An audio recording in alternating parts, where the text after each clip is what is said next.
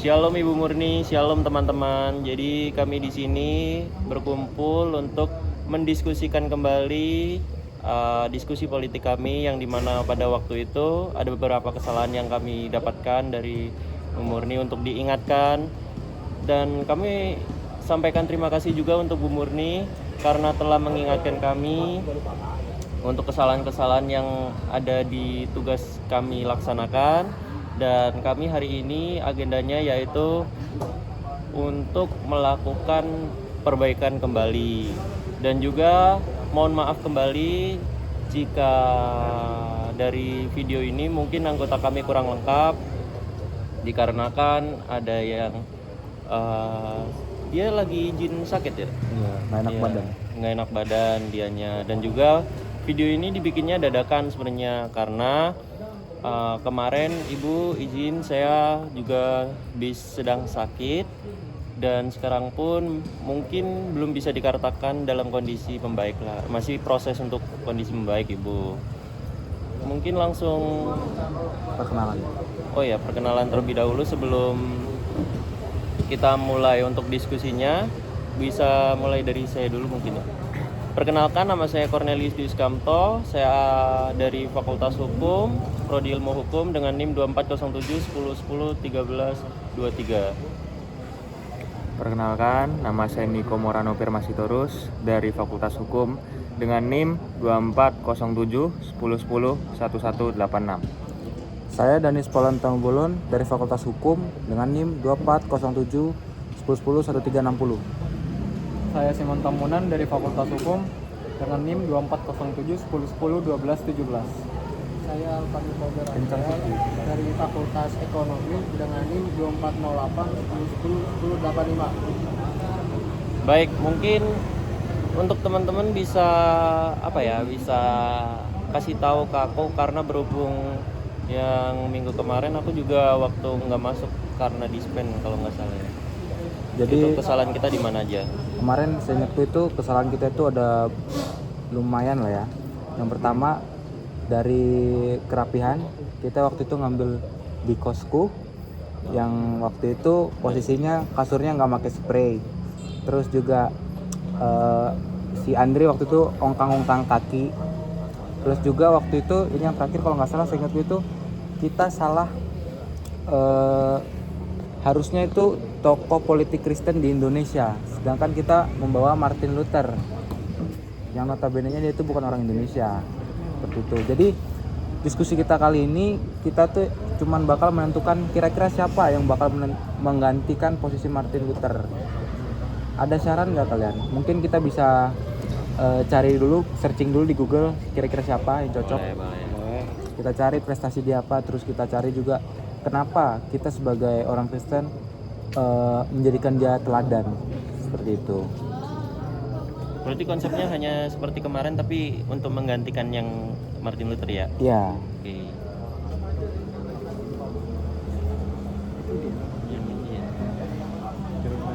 Nanti kalau kalian ada yang udah ada saran mungkin bisa kalian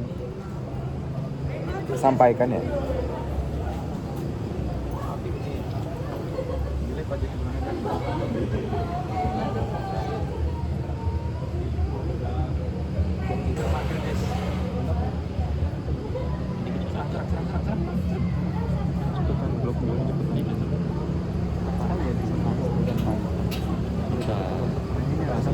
Sakit ya.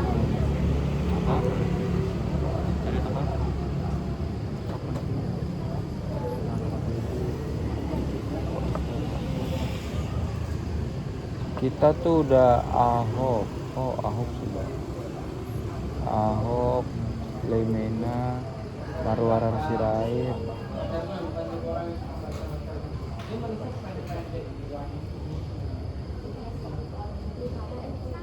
Nah, ini bukan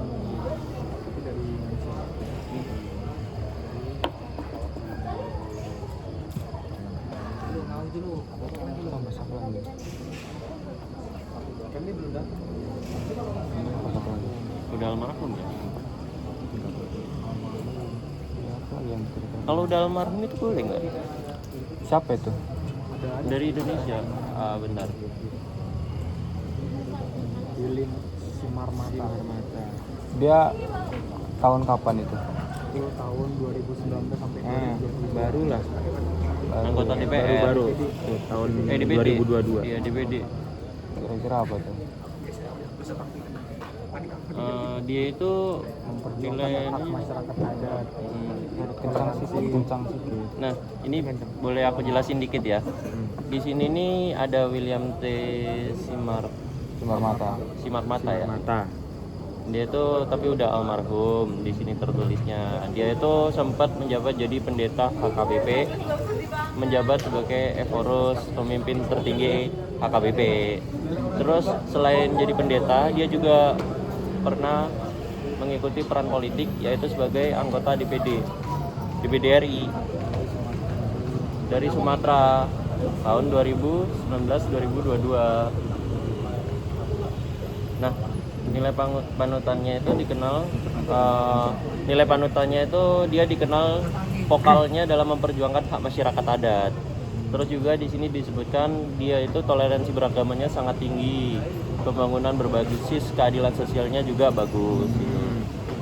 Dan juga selain itu nemu juga nih ada apa? Wait. Mana tadi ya? Mungkin Andre ada saran lain, Andre? Ini sih Frans Esepo. Oh, ya. Pahlawan ini apa yang menyatukan Papua ke Indonesia. Oh, Frans Kasepo kata Andre. Pahlawan apa katanya? Pahlawan. Frans Kasepo itu Pahlawan itu tuh nasional dari Papua. kalau nggak salah tuh yang ada di uang 10.000, Iya. bang bapak-bapak tuh. Oh yang Ya, gitu. Nah, itu salah satu pahlawan dari timur, tepatnya Papua. Ya, Jadi katanya dia itu dulu menjadi pahlawan karena menyatukan Papua. oh, Dia menjadi pahlawan untuk menyatukan Papua dulu. Iya, karena oh, berarti pas perang itu kan masuk ke wilayah Indonesia. Bikin partai. bagus juga ya. Partai untuk memperjuangkan. Ini bagus juga nih kok ya. Ah, Menurutmu gimana kok? Blok Irian Barat tuh. Iya. Menurutmu Otto Hasibuan seperti apa? Negara Kesatuan Republik Indonesia. Di Indonesia. jadi dia itu Iya. berpengaruh dalam menyatukan perpisahan yang ada di Papua itu kan. Gimana kalau kita sampaikan ke mereka? Boleh. Jadi ini saya sama Niko barusan dapat ini kebetulan kita kan ada Ahok, Basuki Cahayapurnama, ada Leimena, ada Marwar Sirait. Ini Otto Hasibuan belum masuk nih. Gimana kalau kita usah Otto Hasibuan karena di sini nih cukup banyak prestasi dia. Otto Hasibuan itu Dia itu pengacara. Pengacara ya? Oh, iya, dia iya. pernah nanganin kasus-kasus yang cukup terkenal juga. Yang Seperti kasusnya sekarang tuh yang lagi viral tuh kalau nggak salah ijazah benar nggak sih? Yang dia Ijazah. jadi pihak Jokowi. Nah, kalau itu aku kurang ngikutin ya. Oh iya. Cuman kalau kalian ingat kasus Jessica Kumala yang sianida, Oh iya, dia tuh yang dia termasuk orang yang berpengaruh di situ. Dia memiliki apa ya, tanggung jawab di situ lah, dia punya peran. Terus juga kenapa kita milih dia, aku sama Niko nyaranin dia karena di sini tertulis beliau itu berani bermimpi dan bekerja keras meraih pendidikan setinggi mungkin. Terus juga beliau itu aktif berkontribusi di organisasi dan masyarakat sejak dini untuk membangun jejaring dan pengalaman kepemimpinan. Waktu itu juga aku pernah lihat dia biografi dia atau autobiografi gitu, lupa, yang tentang orangnya itu. Nah, di situ tertulis dia tuh udah aktif berorganisasi sejak dini. Dia itu ikut OSIS, ikut keorganisasian gitu lah. Berarti emang basicnya dia. Ya, emang dia punya basic kepemimpinan gitu. Terus juga bentar ya. Dia tuh Ini kan bener kan? Jadi kontribusi di dunia hukumnya, Otto dikenal sebagai pengacara handal yang menangani kasus-kasus besar seperti kasus Jessica Kumala Wongso, Setia Novanto yang kasus korupsi EKTP, Akil Mokhtar. Terus juga ia mendirikan firma hukum sendiri yang namanya Otto Hasibuan and Associates gitu. Dari pendidikannya juga lumayan bagus dia, bagus malah. Karena ia menempuh pendidikan hukum di Universitas Gadjah Mada. Terus UGM. ya, melanjutkan studi di University Technology of Sydney, Australia. habis UGM langsung Australia. Ya. Keren lah. Iya. Keren. Terus beliau meraih gelar doktor dari UGM. Pendidikan tinggi ini menjadi fondasi kuat dalam karir hukumnya. Jadi menurutku kenapa kita harus ngambil Otto Hasibuan? Karena banyak prestasi dia dan banyak tindakan atau perilaku dia itu yang bisa kita jadikan teladan atau contoh sebagai orang Kristen yang percaya kepada Yesus Kristus. Jadi banyak banget gitu loh. Kalau tadi yang dibilang kamu tadi apa? Si itu. Kalau Andre bilang tadi kan Franz Kasepo. Franz Kasepo memang sih beliau orang yang hebat, sampai-sampai muka beliau dijadikan gambar di uang 10.000 kan yang warna ungu tuh. Tapi gimana menurut kalian? Tapi Menurut di kalian sini lebih juga ada si William T. Simar Mata. Nah itu aku nggak tahu kalau William T. Simar Mata ini apakah diperbolehkan atau tidak ya, karena kan beliau sudah almarhum. Iya, mungkin masih 50-50 ya. Ya, apalagi kita kan cuma perlu satu yang kita ganti karena kita salah itu. Kita menggunakan Martin Luther. Tapi sebelumnya nih, aku takut salah. Kalian boleh lihat juga deh. Di sini ALM ini gelar almarhum kan? Iya, Almarhum. Iya, takutnya ternyata ada Gak mungkin lainnya. akademi, Iya. tidak mungkin akademi lintas minat, tidak mungkin. Iya. Memastikan, Iya. takutnya kita salah ngomong, ternyata orangnya belum gitu. Oke, terus apalagi yang perlu kita bahas ya? Oh iya, beliau juga ini asli Sumatera Utara. Kan banyak orang Batak yang ada beberapa orang Batak yang lahir di Pulau Jawa, contoh seperti aku sama Niko. Tapi kalau Otto Hasibuan, dia tuh lahir di Pematang Siantar, asli Sumatera Utara.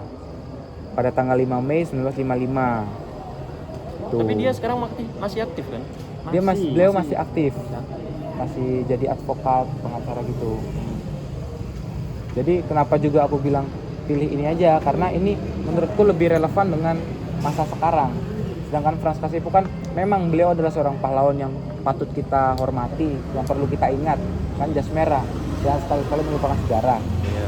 Namun menurut aku lebih relevan Otto Hasibuan karena beliau masih aktif bekerja, beliau masih hidup Sampai saat ini. ya, dan mungkin masih bisa banyak lagi prestasi-prestasi yang bisa beliau Tinggal tampilkan. Kita melihat ke depannya bagaimana Ya, beliau kita berkembang. doakan aja semoga beliau tidak melakukan hal-hal aneh yang ya seperti yang kalian tahu politik di Indonesia seperti apa. Iya. Tapi dari melihat karir beliau dari Otto Hasibuan tadi, Ya, kalau aku lihat dari yang kamu jelasin juga, maaf ibu, ada motor lewat. Iya. Boleh aku lanjut nggak? Ya, Jadi dari karir yang aku lihat kayak tadi yang aku dengerin juga yang jelasin Otto Hasibuan itu, aku nggak tahu kenapa ada keyakinan bahwa dia tuh masih banyak bisa berkembang dan juga mungkin bisa juga melenceng. Tapi kayak keyakinan yang aku dapet tuh ngelihat setiap karir dan setiap apa yang dijalani itu loh kayak dia tuh nggak pernah ngelakuin hal-hal kalau bahasa benernya blunder ya. ya. Beliau itu masih belum pernah terkena kasus gitu loh. Iya, dan juga bersih gitu loh. Ya. Meskipun kita nggak tahu Kita di nggak tahu belakangnya dalamnya gimana. Iya, Cuman sepenglihatan kita sebagai dan juga itu pun sepenglihatan bukan dari kita doang kan, banyak juga. ya. Nah itu mungkin kayaknya bisa dipertimbangin deh. Soalnya setiap karirnya itu aku lihat juga oke sih sebenarnya. Kalau yang tadi sebenarnya yang mohon maaf beliau yang sudah almarhum tadi itu kan Mata itu ya. mungkin emang dia itu baik, tapi kan kalau dibanding kita nggak membandingkan kayak si konsepnya, tapi kita memilah siapa yang akan kita pilih kan. Ya. Nah kalau kita lihat itu yang beliau yang sudah almarhum ini kan tidak ada chance untuk berkembang kembali karena kan dia sudah meninggal dan juga sudah mungkin kembali ke rumah bapak. Sedangkan yang si Otto Hasibuan ini kan masih banyak kesempatan untuk dia berkembang kembali. Diharapkan akan lebih baik lagi. Nah itu diharapkannya Otto Hasibuan mungkin akan menuju yang berkembang lebih baik lah daripada arah yang positif lah ya. Arah positif daripada yang negatif, dan juga nggak gampang terpengaruh oleh politik Indonesia sih kalau kataku. Semoga saja ya. Kita doakan Iya. saja. Soalnya tahu kan politik Indonesia bagaimana gitu. Begitulah. Tidak perlu Belakang disebut dan saya. lain-lain lah ya. Jadi kalian gimana? Mungkin Sampaikan pendapat. Delon pendapat pendapat. gimana? Kenapa lebih milih lebih milih Otto Hasibuan, Simarmata atau Frans Kasepo, terus mungkin punya pendapat. Ya aku lebih memilih Otto Hasibuan sih ya.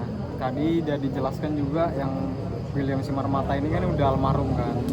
Ya Otto Hasibuan emang sekarang lagi menangani kasus ya, kasus ijazah ya. Ya kalau nggak salah tuh ijazah. Iya. Ya, Yang kasus Presiden Jokowi. ya dia lagi Coba, menangani lihat. kasus itu sama anaknya Yakub. Oh, Yakub Hasibuan. Ah ya. Oh ya, tahu aku tahu. Ya, Yakub Hasibuan. Itu dua couple yang menurut aku sih oke. Ya. Oke sih ya Bu. Nah, Oke, Delon sepakat. Cornel sepakat. sepakat. Kamu kok coba kasih pendapat? Ya, sepakat sih. Oh, ya dari ketiga itu ya. Ya aku lebih memilih Otto Hasibuan ya, sama juga soalnya kan Otto Hasibuan masih ada sampai saat ini. Sementara yang tadi siapa? Simarmata itu kan udah almarhum. William Marmata, ya. Dia sudah tidak bisa berbuat apa-apa lagi kan karena dia sudah almarhum, sudah Tapi meninggal dunia. bukan berarti dengan tidak bisa berbuat apa-apa kita tidak bisa mengenang Ya, perbuatan baiknya betul. gitu. Terus Nah, juga tadi kan yang dijelasin Cornel Simarmata mungkin dia prestasinya mungkin ada lebih. Cuma Ya. tadi penjelasan yang kita cari kan yang di HP kamu Cuma beberapa. cuma beberapa. Sedangkan Otto Hasibuan di sini jelas tertulis kalau dia ini banyak sekali. Memiliki banyak prestasi lah, Ya. yang kayak disebut tadi. Gitu. Itu Andre untuk Polber sampaikan pendapat. coba bilang dengan kencang. Kalau enggak kamu kesini gimana? Coba tuker deh. Iya. Nah, biar kedengeran. Coba.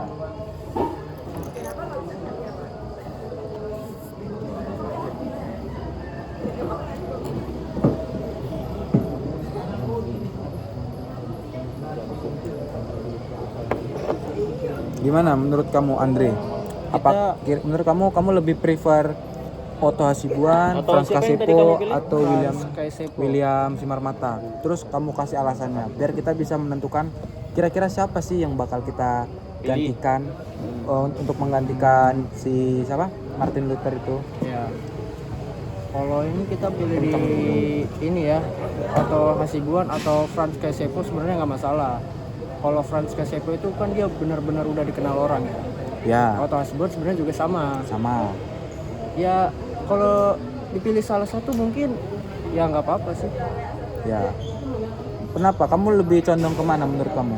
Kalau aku ya Frans Kasepo jawaban tadi. Frans Kasepo. Sebab? Ya, karena dia tuh menurutku ya dia tuh tadi aku baca riwayatnya dia tuh termasuk orang yang religius, Oh iya. Kristen banget gitu. Iya sih, betul. Tapi betul. gini, kalau aku sih bukan mendebat atau apa, tapi bisa dilihat dari Otto Hasibuan sendiri untuk